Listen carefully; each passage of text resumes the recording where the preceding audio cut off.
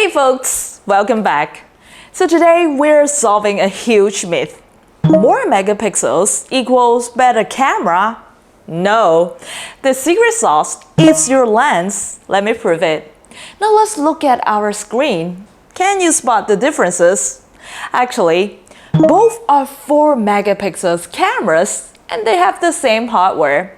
But our wide lens, the 2.5 millimeters, show more spaces, yet details are blurry. But our 16 millimeters lens, it has less area but crisp. Why? Let's dive in. So we know that both cameras have 4 million pixels. But pixels aren't just a number. They're distributed across your field of view. And that's pixel density. Pixels crammed into each meter of your view. So think of it like shopping. You and a friend both have $100. You buy 10 cheap items, but your friend buy 1 luxury item. The same money, but the density of value per item changes. And with cameras, high pixel density equals more detail per inch. And low pixel density, blurry faces, unreadable license plates. So how do we measure pixel density? Well, we can measure it pixel per meter, ppm, or per inch, ppi, not megapixels. Your camera specs says 1920 times 1080, that's the total pixels.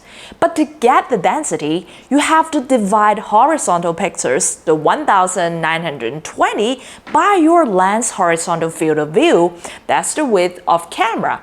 But wait, why not use the heights too?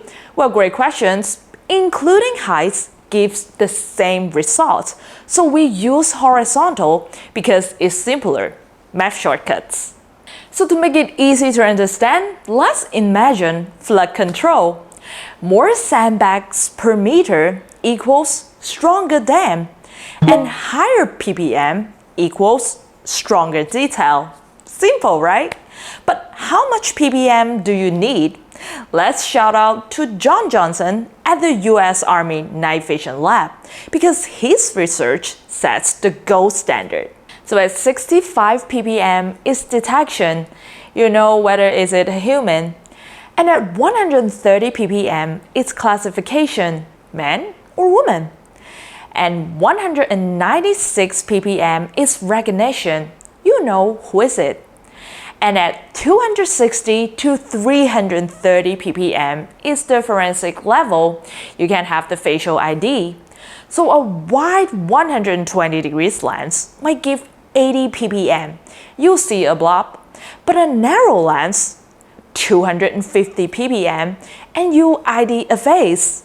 So lens choice is everything. Hey, want to quickly master network basics, camera settings, or even build your own security system? This course is specially designed for absolute beginners. From lens selection to network configuration, we'll guide you through every step. And each lesson is simple and easy to understand with hands-on demonstration to help you get started effortlessly. So click the link to our course video now and start your learning journey. And lenses are named by focal length. So shorter length means wider view and longer means narrower, zoomed in detail. And when you see 2.1 millimeters, that is a 120 degrees wide lens but with low detail. 4 millimeters is 80 degrees, 8 millimeters is 45 degrees, and 12 millimeters is 30 degrees narrow lens but with high detail.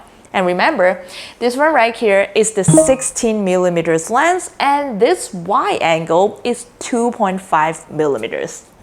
So we all know a 2.1 millimeters lens spread pixel thin, so it's great for parking lots overviews. And a 12 millimeters lens, that's pixel packed for doorbell cameras. So you should match the lens to your purpose. And don't guess, you can always use a free online lens calculators. All you need to do is search for lens calculator tools, then type in your camera resolution, sensor size, lens millimeters, distance to target, plug in all your specs, and boom, it estimates ppm. Well, not 100% precise, but close enough to avoid buying the wrong lens. So to recap, pixel density is more important than your megapixels, and ppm determine usable detail, and the lens millimeters controls your ppm. So choose wisely. And if you get any lens dilemma, feel free to comment below. And next week, Zoom cameras explained it. So stay sharp. Thank you very much for joining us. I'll see you in our next one.